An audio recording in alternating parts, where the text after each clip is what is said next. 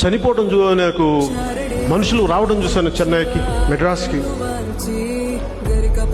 తర్వాత విజయవాడ ఒక నెల రోజులు తగలబడిపోతున్నప్పుడు ఆ ఫోటోలు చూశాను. అన్నీ చూసి ఒక పాలకుల వల్ల నాకు ప్రాణ భయం ఉంది అని ఆయన ధర్నాకి కూర్చుంటుంది, సత్యాగ్రహం చేస్తూ ఉంటే నాకు ఒకటే ప్రశ్న అనిపించింది. కృష్ణానది తీరం అంతా నిండిపోయేంత జనం వచ్చారు కదా, కనీసం వీళ్ళలో రోజుకి 100 మంది కూడా ఆయన పక్కన ఎందుకు కూర్చోలేకపోయారని అనిపించింది. ఏమైపోయారు వీళ్ళు? విగ్రహాలు కట్టి ప్రయోజనం ఏంటి?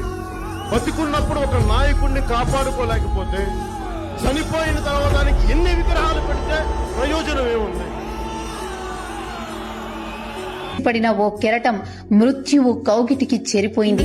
రంగా మరణ వార్త ఓ దావాణంలా వ్యాపించింది. రంగా హత్యతో ఆంధ్ర రాష్ట్రమంతా అట్టుడికిపోయింది. బెజవాడలో ఎప్పుడూ లేనంతగా 40 రోజుల పాటు కర్ఫ్యూ విధించారు. అప్పట్లోనే సుమారు 100 కోట్ల ఆస్తి నష్టం జరిగిందంటే తీవ్రతను అర్థం చేసుకోవచ్చు. కోస్తా జిల్లాలో సుమారు 2 లక్షల రంగా విగ్రహాలు గ్రామ గ్రామాన వెలసాయంటే ఆయనకు ప్రజల్లో ఉన్న ఇమేజ్ ఎలాంటిదో అర్థం చేసుకోవచ్చు. కేవలం 7 ఏళ్ల రాజకీయ జీవితంలోనే ఎన్నో మలుపులు, మరెన్నో దుర్ఘటనలు చవిచూసిన రంగా ప్రజాక్షేత్రంలో ప్రజల కోసం పోరాడుతూనే కేవలం 41 ఏళ్లకి అర్ధాంతమైపోయారు. అందుకే అప్పటికీ ఇప్పటికీ ఎప్పటికీ బెజవాడ చరిత్రలో రంగాది ఓ మరపురాని అధ్యాయం.